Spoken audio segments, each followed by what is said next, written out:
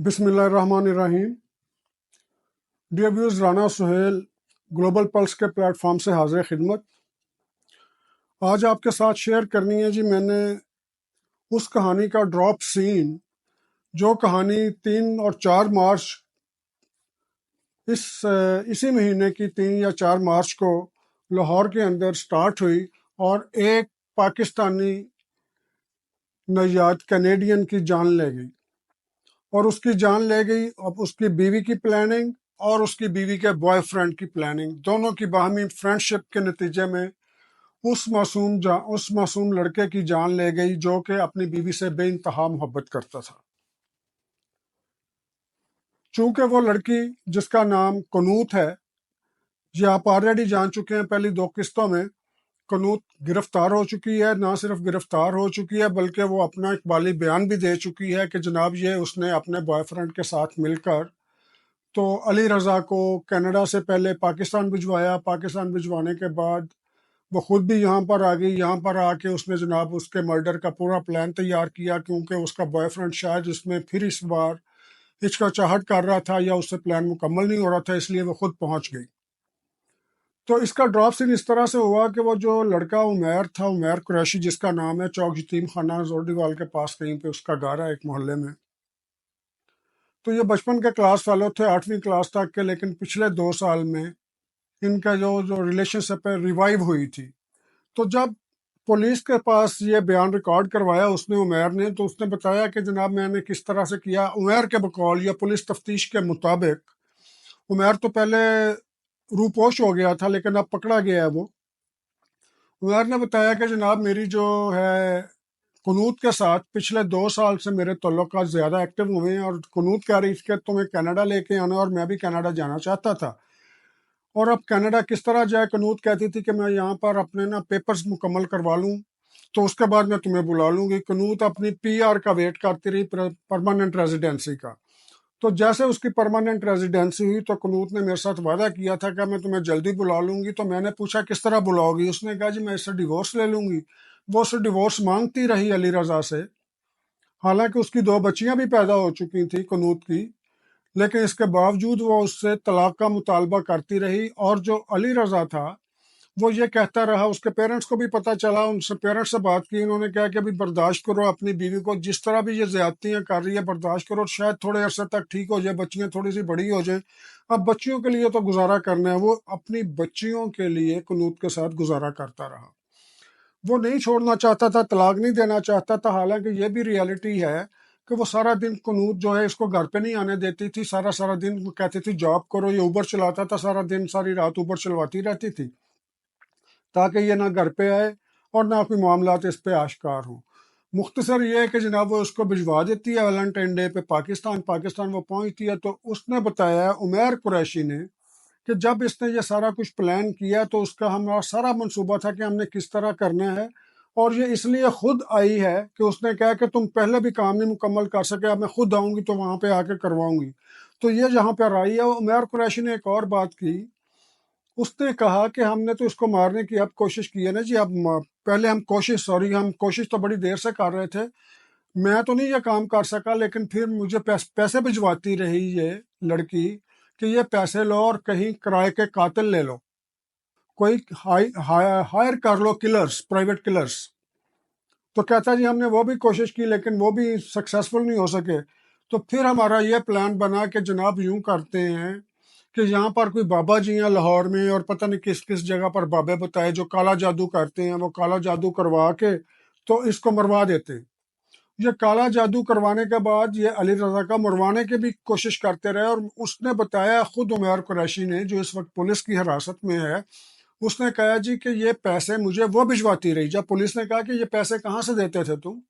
اس نے کہا جی پیسے یہ لڑکی بھجواتی رہی، اور پچھلے 1.5-2 سال کے اندر اس نے مجھے ابھی تک ٹوٹل 22 لاکھ روپیہ بھجوایا ہے، کبھی 2 لاکھ، کبھی 3 لاکھ، کبھی 1 لاکھ، جیسے جیسے ضرورت پڑتی تھی میں اس کو بتاتا تھا، یہ پیسے بھیج دیتی تھی۔ اور پیسے میں اپنے لیے نہیں منگواتا تھا، یا تو بابوں کے لیے یا ان کے وہ نظر نیاز دینی ہوتی، کبھی کالے بکرے، کبھی کچھ، یا پھر کلرز کو پیسے دینے کے لیے اس نے بھجوائے ہیں۔ تو وہ پیسے کوئی میرے استعمال میں نہیں آئے تھے، وہ پیسے اس کے کہنے پر ان لوگوں کو دیتا رہا ہوں میں۔ تو اس بات کے سامنے آنے کے بعد عمیر قریشی نے یہ بتایا کہ جناب جو اس رات ہوئی ہے 3 اور 4 مارچ کی رات، اس رات کو جناب جب اس کا مجھے فون آیا تو اس نے کہا کہ جناب میں اس کو باہر بھجوا رہی ہوں، اتنے بجے یہ باہر نکلے گا اور اتنے بجے تک یہ واپس جب آئے گا گلی کے اندر اتنے بجے تک پہنچ جائے گا، اس کو میں باہر بھجوا رہی ہوں۔ اس نے رات کو پتہ نہیں اسے کیا کہا، اسے باہر بھجوا دیا۔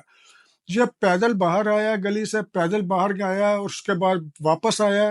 ہم اس کو واچ کر رہے تھے، جیسے ہی یہ واپس آیا سٹریٹ کے اندر، وہ سٹریٹ کے اندر تھوڑا سا اندھیرا تھا، آگے سے سٹریٹ بند تھی، تو جیسے ہی اندر داخل ہوا تو میں نے اس کے سر کے پیچھے پسٹل رکھ دیا۔ پسٹل رکھ کے میں نے کہا دیوار کی طرف منہ کر کے بیٹھ جاؤ،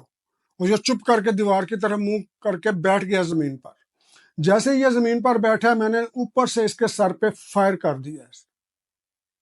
اور جب میں نے فائر کیا یہ وہیں پر گر گیا، اور ہم بائک لے کر تو وہاں سے بھاگ گئے۔ پولیس نے جب پوچھا بائک میں اور تمہارے ساتھ کون تھا، اس نے کہا جی میرا ایک دوست تھا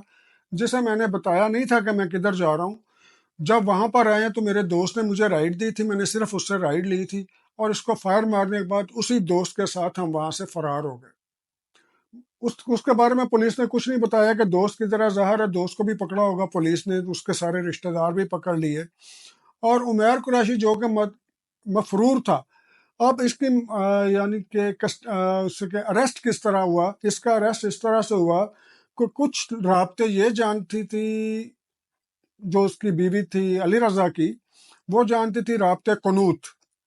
کچھ رابطے قانون نے بتائے، کچھ لڑکی کی ماں نے بتائے، اور کچھ وہ سکوٹر والا جو لڑکا تھا جس کو پکڑ لیا تھا، پتہ نہیں وہ کون سی بائک تھی، جو بھی انہوں نے سکوٹر لکھوایا ہوا وہاں پر، وہ جو لڑکا تھا اس کو بھی پکڑ لیا۔ ان کی نشاندہی پر یہ واقعہ کے 7ویں روز بعد یہ لڑکا گرفتار ہوتا ہے، اور یہ گرفتار ہونے کے بعد یہ ساری چیزیں بتاتا ہے، سارے پلان بتاتا ہے، اور اس نے یہ بتایا کہ قنوت نے مجھے یہ کہا تھا کہ جیسے ہی یہ راستے سے صاف ہوگا اس کو ہم ڈکیتی کا روپ دے دیں گے، ڈکیتی کے پرچے کے اندر ہم بھی بچ جائیں گے، سب بچ جائیں گے، کسی کو پتہ نہیں چلے گا۔ لیکن انہیں کچھ پتہ نہیں تھا، شاید یہ واقعہ نہ پتہ چلتا اگر قنوت خود نہ بتاتی، یا یہاں پر جو سٹی کیمراز لگے ہوئے ہیں وہ ان کی فوٹیج سامنے نہ آ جاتی، اور یہ اس کا جو مرڈر ہے کولڈ بلڈ مرڈر کے طور پر ہی ہو کے ختم ہو جاتا۔ اب مسئلہ ایک اور وہاں پر پیدا ہو گیا کہ قنوت اور رضا کی 2 چھوٹی بچیاں ہیں، 1.5-2 سال کی 2 بچیاں ہیں، اب ان کا کیا بنے گا؟ اب ایک نیا مسئلہ پیدا ہو گیا۔ انہوں نے کینیڈا رابطہ کرنے کی کوشش کی، جب کینیڈا سے رابطہ کیا تو کینیڈا والوں نے یہ بتایا کہ جناب یہ law of the land apply ہوگا، آپ وہاں سے بچوں کی کسٹڈی لیں گے، وہاں اگر دیتی ہے پولیس آپ کو کسٹڈی، یا وہاں کی کورٹس آپ کو کسٹڈی دیتی ہیں تو آپ کسٹڈی لے کر بچوں کو کسی بھی وقت کینیڈا لا سکتے ہیں۔ لیکن اگر یہ چاہتے ہیں کہ یہ کینیڈا آ کے کریں تو کینیڈا آنے کے بعد وہ اس کیس کی پروسیڈنگز ہو سکتی ہیں کہ وہ اگر ماں کلیم کرے گی کیا اس کو دینا کہ نہیں دینا، پھر کینیڈین کورٹ اس چیز کو ڈیسائیڈ کریں گی۔ لیکن فی الحال اس چیز کا کوئی امکان نہیں کہ وہ لڑکی کینیڈا آئے گی۔ اگر کینیڈا آ بھی جائے، پہلے تو آ نہیں سکتی اس لیے کہ وہ کرمنل کیس میں انوالو ہو گئی ہے، اور اس کی ریووک ہو جائے گی، وہ کینسل ہو جائے گی، وہ منسوخ ہو جائے گی اس کی پی آر شپ جو لے رکھی ہے۔ اگر نہیں بھی منسوخ ہوتی تو 2 سال تک، وہ اگر ٹرائل بھی چلتا ہے تو 2 سال تک پی آر والا بندہ اگر آؤٹ آف کنٹری رہتا ہے تو اس کی آٹومیٹیکلی ریووک ہو جائے گی۔ تیسری بات یہ ہے کہ وہ آ بھی جائے، ریووک نہ بھی ہو تو یہ اپلائی کر کے اس کی ریووک کروا سکتے ہیں کہ اس نے یہ کیا، ہمارے ساتھ فراڈ کیا گیا اور اس طرح یہ قتل میں انوالو ہوئی ہے، وہ کینیڈین گورنمنٹ اس کی وہ کینسل کر دے گی۔ اب بچیوں کو پاکستان سے یہاں لانے کے لیے دادا اور دادی نے اپلائی کرنا ہے پاکستان کی کورٹ کے اندر، اور جیسے ہی پاکستان کی کورٹ ان کو اجازت دے گی وہ 2 چھوٹی چھوٹی معصوم بچیوں کو لے کر یہاں کینیڈا آ جائیں گے۔ لیکن اب پیچھے کیا بنا؟ پیچھے جناب وہ رہ گئی ہے قنوت اور عمیر، دونوں لڑکا اور لڑکی۔ اب لڑکا اور لڑکی کے درمیان کیا ہو رہا ہے کہ لڑکی سارا الزام لڑکے پر دے رہی ہے، وہی لڑکی جو مرے جا رہی تھی عمر قریشی کے لیے، عمیر قریشی کے لیے مرے جا رہی تھی، اور عمیر قریشی اس کے لیے مرے جا رہا تھا۔ لڑکی سارا الزام اب اپنے محبوب پہ ٹھہرا رہی ہے، اور محبوبہ سارا الزام لڑکے پہ، لڑکا لڑکی پر، اور یہ نتیجہ ہوتا ہے اس طرح کے تعلقات کا۔ اور میری آپ سب سے گزارش ہے کہ اس طرح کی چیزوں کو، اس طرح کے واقعات کو، اس طرح کے جو ہیں کسی اور کے زندگی کے کربناک تجربات، ان کو سامنے رکھ کر اپنی زندگی کے فیصلے کیجئے، اور دیکھیے کہ کیا آپ کا آنے والے وقت کے اندر یہ فیصلے آپ کے لیے مفید بھی ہوں گے یا نقصان دہ ہوں گے، یا اس کا کیا کیا نقصان ہو سکتا ہے۔ ہمارے بچیوں اور بچے، جس طرح میں نے پہلے ولاگ میں کہا تھا کہ بہت ایڈکٹ ہو چکے ہیں سوشل میڈیا کے، اور یہ جو کیا اسے کہتے ہیں ٹک ٹاک اور بلا بلا بلا what ever it is, so